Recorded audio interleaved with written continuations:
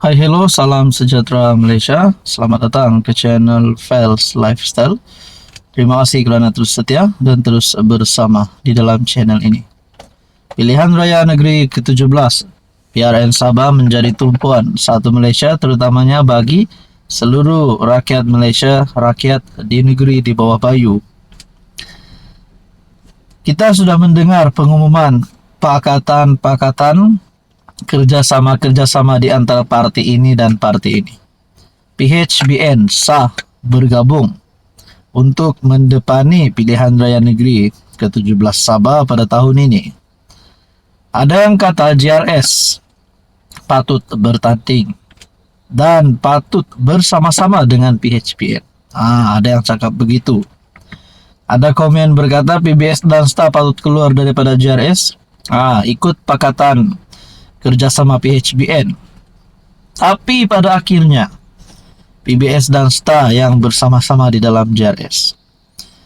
Seperti yang kita tahu, sudah diumumkan JRS bersedia untuk bertanding solo lawan PHBN, kata Ketua Menteri Sabah yang juga pengerusi JRS. Jadi di sini saudara-saudara, seperti yang kita tahu di peringkat persekutuan, di peringkat kerajaan pusat, kerajaan perpaduan, JRS bersama-sama dengan PHBN di dalam kerajaan perpaduan. Ahli parlimen JRS menyokong antara ahli parlimen kerajaan di dalam ahli parlimen yang menyokong kerajaan hari ini. Tetapi di peringkat negeri pula, di kerajaan negeri, pilihan raya negeri, JRS pula bersedia untuk berlawan dengan PHBN. Jadi mungkin ada yang pening kepala. Kenapa JRS lawan PHBN di peringkat negeri? Sedangkan di peringkat pusat, JRS, PHBN bersama-sama di dalam kerajaan. Mungkinkah ini akan menjadi satu penyebab JRS akan keluar daripada gabungan kerajaan perpaduan? Itu menjadi persoalan.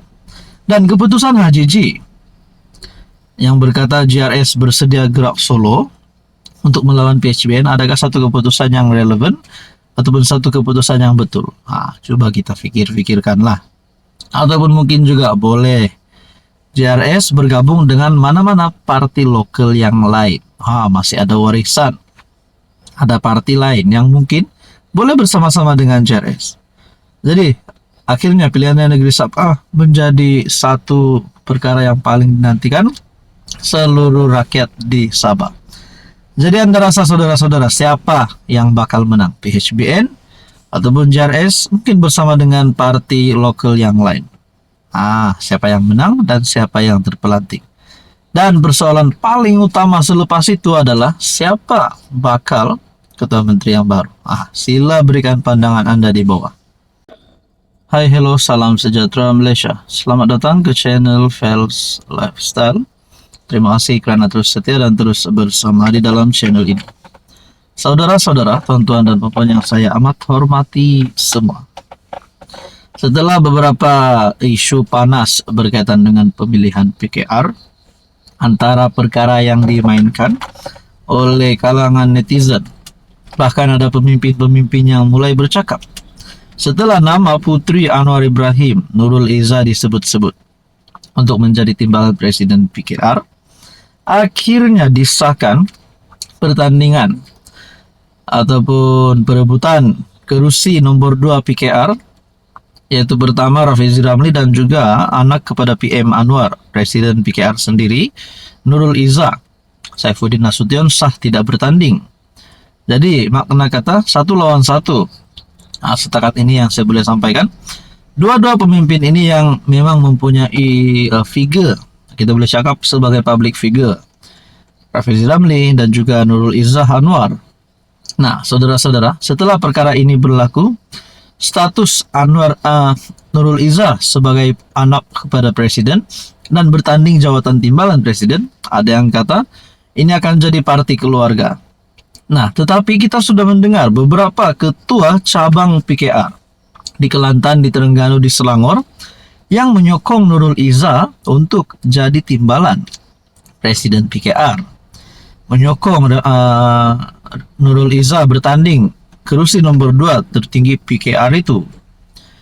Mungkinkah ada di kalangan kepimpinan PKR yang mungkin tidak berpuas hati, ataupun mungkin ada yang berkata parti PKR bakal menjadi parti keluarga?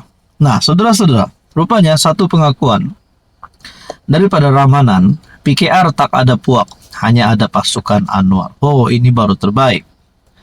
Meskipun terdapat persaingan sengit bagi jawatan utama pada pemilihan parti bagi sesi 2025-2028, PKR sentiasa berdiri teguh sebagai satu pasukan. Tanpa sebarang puak, kata Timbalan, Ketua Penerangan 1 PKR Datuk Seri R. Ramanan. Beliau berkata, parti berusia 26 tahun itu hanya mempunyai satu pasukan, yaitu pasukan Presiden PKR. Jadi kalau kita ada dengar mungkin ada pasukan Rafizi kah, mungkin ada pasukan lain lagi kah, mungkin sehingga ada gerakan ataupun satu langkah untuk sabotaj PKR, mungkin ada wakil rakyatnya keluar daripada parti kah, ataupun member-member parti keluar kah, gara-gara pelantikan ataupun pemilihan Nurul Izzah menjadi calon timbalan Presiden PKR. Kalaulah perkara ini berlaku, apakah yang akan terjadi kepada Anwar sebagai Presiden PKR dan juga sebagai Perdana Menteri? Nah, akhirnya semua ini menjadi persoalan. Tapi jawabannya adalah PKR hanya ada satu pasukan, yaitu pasukan Anwar. Hai, hello, salam sejahtera Malaysia. Selamat datang ke channel Fels Lifestyle.